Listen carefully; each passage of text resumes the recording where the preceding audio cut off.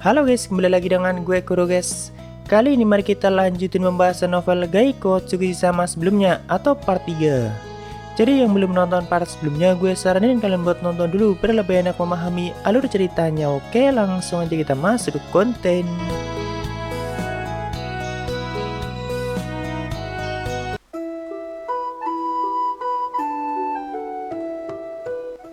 Sebelumnya Ark dan kawan-kawan sudah sampai di lembah Mahkota Dewa yang juga menjadi tempat tinggal dari salah satu Raja Naga yaitu Villers-Vim.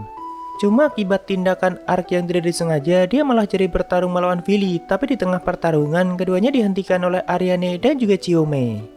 Dan untung saja tempat bertarung mereka lumayan jauh dari mata air, karena jika tidak mungkin Ark bakalan gagal untuk mandi di situ.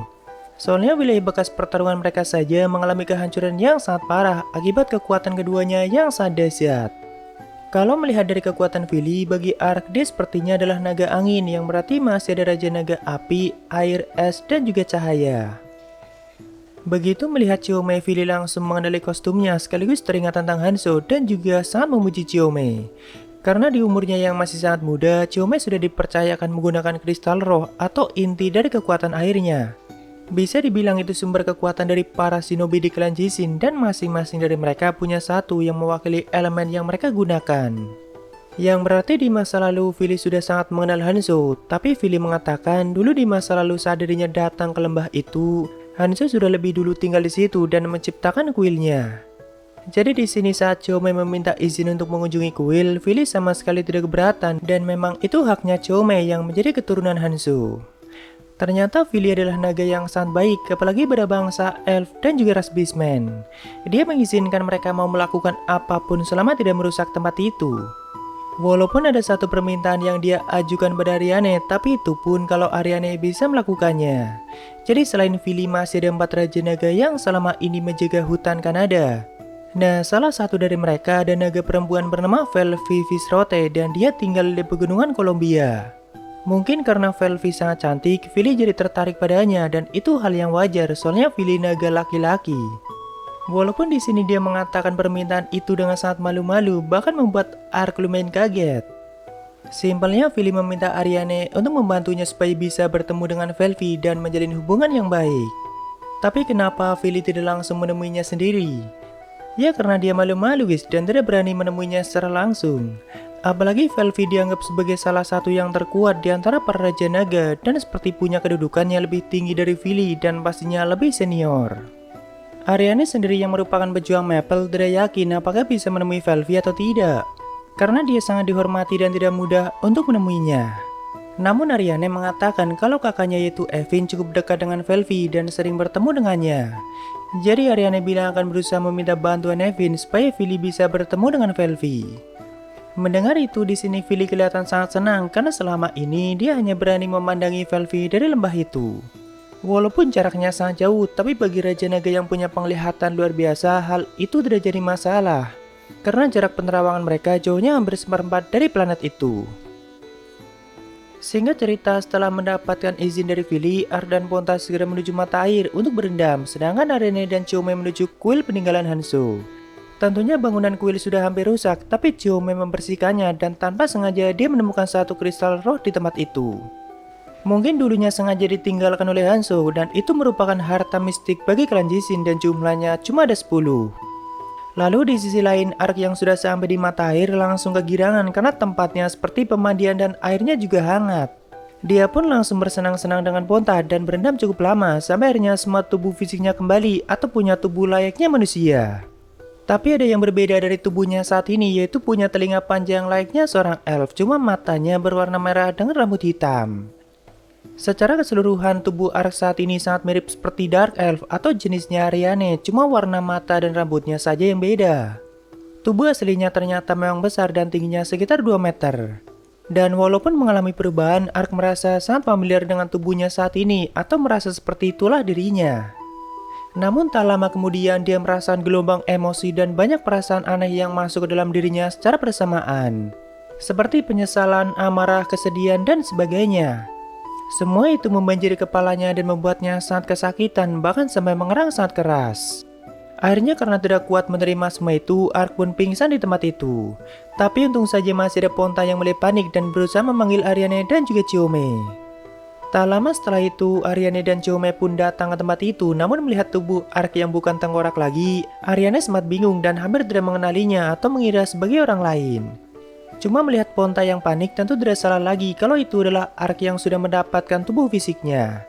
Dia mulai memastikan apakah kondisi Ark baik-baik saja dan kata Chiyome sepertinya dia cuma pingsan. Mereka berdua pun akhirnya membawa Ark yang masih telanjang ke dalam kuil dan mengistirahatkan tubuhnya di tempat itu. Sambil menunggunya siuman, Ariane mengamati tubuhnya dan tentunya dia juga sangat terkejut. Ternyata selama ini Ark bukanlah manusia dan malah lebih mirip seperti Russell walaupun dengan mata merah dan juga rambut hitam. Di sini Ariane dan Chiyome sempat membicarakan tubuh Ark karena baru kali itu mereka melihat elf dengan jenis seperti itu. Sejauh yang Ariane ketahui, selama ini ras elf cuma ada 2 jenis dan baru tahu ternyata ada jenis lain seperti Ark. Tidak heran kalau dari awal Ponta sangat lengket padanya karena belum ada sejarahnya makhluk roh dekat dengan manusia. Mungkin malahan Ponta yang dari awal sudah mengetahui kalau tubuh asli Ark bukanlah manusia. Tak lama kemudian perlahan tubuh Ark kembali ke wujud tengkoraknya dan saat itu Ariane sangat panik. Karena di wujud tengkoraknya Ariane tidak bisa merasakan detak jantung Ark dan bahkan Ariane sempat mengira Ark sudah mati. Tapi Chiyome mengatakan mungkin memang seperti itu atau detak jantungnya tidak kedengaran di wujud tengkoraknya. Ariane berpikir seperti itu karena selama ini sering mendengar Ark mendesah, jadi dia berpikir kalau detak jantungnya juga bisa kedengaran. Tapi daripada cuma panik, akhirnya Ariane keluar untuk meminta bantuan Vili dan menanyakan hal itu. Setelah melihat tubuh Ark, Vili mengatakan kalau jiwanya masih baik-baik saja dan dia cuma pingsan, tapi justru rohnya yang bermasalah. Kata Vili mungkin butuh waktu 5 harian lebih bagi Ark untuk bisa sadar kembali, tapi selama itu juga Ariane harus rutin menyiram tubuh Ark menggunakan mata air mahkota dewa. Ya, jadi selama berhari-hari Ariane dan Chiyome gantian menjaga tubuh Ark dan tinggal di kuil Hanzo. Sedangkan untuk bekal makanan dan sebagainya mereka tidak perlu khawatir karena di wilayah itu banyak sekali buah-buahan dan bahan makanan lainnya. Ariane dan Chiyome sampai membuat tempat masak sederhana karena setelah beberapa hari Ark masih belum sadar juga dan tentunya membuat Ariane semakin panik. Tapi kita menuju ke tempat lain dulu guys, tepatnya di kota Hovan yang sebelumnya masih sangat kacau. Setelah berhari-hari, akhirnya Pangeran Zack berhasil mengambil alih wilayah itu tanpa menggunakan peperangan dan saat itu dia masih di Kastil Hovan. Zack sudah mendengar kalau Yuriarna sedang kembali ke ibu kota dan karena perjalanan dia melewati Hovan jadi nantinya sekalian mampir. Awalnya Zack masih berniat untuk membunuh Yuriarna sebelum mencapai ibu kota, tapi setelah mendengar kalau Fangas bersamanya, Zack langsung menghentikan niatnya. Jadi kembalinya Yuriarna ke ibu kota dikawal oleh pasukan elf dan juga pasukan Limburg. Walaupun pasukan elf hanya puluhan, tapi kekuatannya sangat ditakuti dan itu pertama kalinya setelah ratusan tahun pasukan elf menunjukkan dirinya di wilayah Roden. Tentu Pangeran Zack mulai panik karena tidak hanya gagal membunuh Yuriarna, ternyata dia kembali bersama Fangas dan berniat menjalin hubungan dagang dengan bangsa elf. Yang nantinya akan semakin memajukan wilayah Roden sekaligus mendapat banyak dukungan dari para bangsawan. Mau tidak mau Zack akan menyambutnya dengan hangat karena mau apapun rencana yang digunakan Zack kali ini tidak mungkin bisa menandingi kekuatan pasukan elf. Singkat cerita, saat itu Yuriarna sudah sampai di Hovan dan langsung menemui kakaknya bersama Fangas. Tentu awalnya mereka saling basa-basi satu sama lain walaupun Yuriarna sudah tahu rencana licik Pangeran Zack selama ini. Tapi Yuriarna juga tidak bodoh dan juga lumayan licik. Dia sengaja mengajak Fangas saat menemui kakaknya dan itu semakin mempertegas kalau tujuan Yuriarna tidak main-main. Dan itu pertama kalinya Zack bertemu dengan Fangas secara langsung dan sebenarnya saat itu Zack sampai gemetar ketakutan walaupun dia masih bisa menunjukkan wajah tenangnya. Setelah pertemuan itu, Pangeran Zack memutuskan untuk menyerah sementara waktu. Karena tidak ada lagi yang bisa dilakukan dan sudah pasti Yuriarna akan mendapat banyak dukungan setelah menjalin kesepakatan resmi dengan bangsa elf. Atau setelah sampai di ibu kota dan tidak mungkin sang raja tidak menyetujuinya.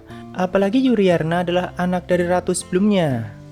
Intinya kali ini Pangeran Zack mengakui kekalahannya tapi belum sepenuhnya menyerah dan tetap menunggu kesempatan selama Yuriarna masih belum menjadi Raja Roden. Lalu kita kembali ke tempat Ariane guys. Setelah 7 hari akhirnya Ark terbangun dari pingsannya dan tentunya Ariane, Ponta dan Chiyome sangat senang, bahkan saat itu Ariane sampai menangis. Banyak pertanyaan yang diajukan Ariane mengenai tubuh Ark dan kenapa harus mengaku sebagai manusia. Dulu kan Ark selalu mengatakan dirinya adalah manusia karena belum tahu tubuh aslinya di dunia itu. Tapi tidak mungkin Ark menceritakan semuanya, dan di sini dia hanya memberikan jawaban yang ambigu, yaitu karena aku mengira diriku adalah manusia. Dan untungnya Ariane tidak menanyakannya lebih jauh. Tak lama kemudian, Philly datang menggunakan bentuk humanoidnya, yaitu manusia naga setinggi 4 meter. Philly menjelaskan banyak hal mengenai tubuh Ark atau sejauh yang dirinya lihat. Dan sebenarnya udah jelasin di pembahasan yang ini, guys. Setelah mengamati tubuh Ark lebih jauh, Philly langsung tahu kalau Ark berasal dari dunia lain, atau Philly menyebutnya sebagai pengembara. Karena tidak hanya Ark yang pernah datang ke dunia itu, tapi jauh di masa lalu sudah banyak pengembara, dan salah satunya adalah Hanzo yang sudah kenal baik dengan Philly. Jadi menurut Philly, selain terkena kutukan yang sangat kuat, tubuh asli Ark masih di dunia lain dan hanya jiwanya saja yang masuk ke dunia itu. Akibat itu selama ini Ark hanya bisa merasakan sedikit emosinya, dan sebagian emosi dia masuk ke tubuh aslinya atau masih nyangkut di sana. Makanya di saat Ark melihat orang lain disiksa ataupun di saat dirinya membantai orang lain, seperti tidak merasakan emosi apapun, atau kalaupun emosi tidak terlalu berlebihan. Karena sebagian emosinya masuk ke tubuh aslinya. Nah, begitu kutukannya menghilang sementara akibat terkena mata air, tidak hanya tubuh aslinya saja yang kembali, tapi semua emosi yang tertimbun juga masuk secara bersamaan. Hal itulah yang menyebabkan Ark kesakitan dan sampai pingsan. Tapi untungnya baru sebulan dia sudah datang ke mata air mahkota dewa, karena jika lebih dari itu, kemungkinan jiwa Ark tidak akan kuat menahannya dan malah hancur. Ibaratnya emosi yang ditampung selama sebulan langsung dirasakan semuanya. Kurang lebih seperti itulah penjelasan Philly, dan dia juga baru melihat ada kutukan dengan jenis seperti itu yang bahkan tidak bisa dilenyapkan menggunakan mata air mahkota dewa. Namun menurut Philly, jika Ark rutin menggunakan mata airnya, maka perlahan kutukannya akan menghilang dan bisa mendapatkan tubuh aslinya selamanya. Di sini Ariane dan Chiome yang ikut mendengarkan lumayan bingung, tapi mereka paham kalau Ark berasal dari dunia lain. Lalu setelah itu, Ark pergi lagi ke pemandian dan mencoba mengetes berapa lama tubuh fisiknya bisa bertahan setelah terkena mata air. Dia juga meminumnya dan apakah itu bisa berefek. Di situ dia berendam bersama Philly karena memang Philly sering bersantai di pemandian itu menggunakan bentuk humanoidnya. Ark juga meminta izin pada Philly untuk menjadikan kuil Hanzo sebagai tempat tinggal sementara karena nantinya Ark pasti sering kembali ke tempat itu, dan ternyata Philly sama sekali tidak keberatan. Soalnya itu punya Hanzo dan malah lebih baik Ark minta izinnya pada Chiome atau klan Jishin. Di sini setelah mengetesnya, ternyata tubuh fisiknya bisa bertahan selama 10 menit dan juga bisa dengan cara meminumnya. Tapi nantinya semakin sering Ark menggunakan air itu, maka semakin lama tubuh fisiknya bisa bertahan. Yang berarti mata air mahkota dewa punya potensi untuk melenyapkan kutukan itu selamanya. Saat itu, Ark kembali lagi ke kuil untuk memamerkan tubuh fisiknya pada Ariane dan juga Chiome. Dia sampai berpose seperti binaragawan gitu guys, dan memperlihatkan tubuh kekarnya pada Ariane. Tapi malahan Ariane mengatakan kenapa kok jadi seperti kakekku atau fungus yang dia maksud. Lalu Ariane mencoba memastikan apakah Ark bisa melihat roh dan aliran mana. Dia memperlihatkan kristal roh yang sebelumnya ditemukan oleh Chiome dan kata Ark dirinya bisa melihat roh di dalamnya walaupun samar-samar. Hal itu semakin memperjelas kalau Ark termasuk jenis Dark Elf, soalnya manusia tidak mungkin bisa melihatnya. Walaupun penglihatan Ark tidak sejelas seperti ras elf lainnya. Namun kata Ariane, dulunya ada elf yang seperti itu atau kurang jelas saat melihat roh ataupun aliran mana, dan dia adalah Evangeline atau pendiri bangsa elf. Sama seperti Hanzo dan Ark, Eva juga sang pengembara dan pernah hidup ratusan tahun yang lalu. Lalu di sini Chiome mengalihkan pembicaraan dan memohon sesuatu pada Ark, yaitu membantu sebagian ras Beastmen untuk pindah ke dekat wilayah itu. Jadi setelah Chiome, Goemon dan yang lainnya berhasil menyelamatkan banyak ras mereka, otomatis pemukiman di wilayah Kalkat atau tempat tinggal utama mereka semakin penuh. Bahkan saat ini sampai kekurangan tempat dan tidak mungkin untuk memperluas pemukiman di sana.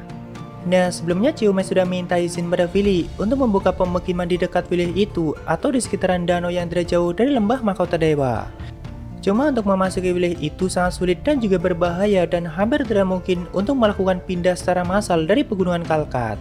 Makanya Chiome minta bantuan Ark yang bisa menggunakan teleportasi. Setelah mendengarnya, Ark dengan senang hati akan membantunya, tapi sebagai imbalannya, dirinya akan menggunakan kuil Hanzo sebagai tempat tinggal pribadinya, dan tentunya Chiome sangat berterima kasih. Ariane dan Ponta juga akan ikut mengunjungi tempat tinggal Chiome atau pegunungan Kalkat, tapi kita lanjutkan di part selanjutnya guys. Ya mungkin segitu aja untuk pembahasan kali ini. Jika ada kesalahan gue minta maaf, atau kalian bisa koreksi aja di bawah. Thank you yang udah mampir, sampai ketemu di video lainnya. Salam guru guys.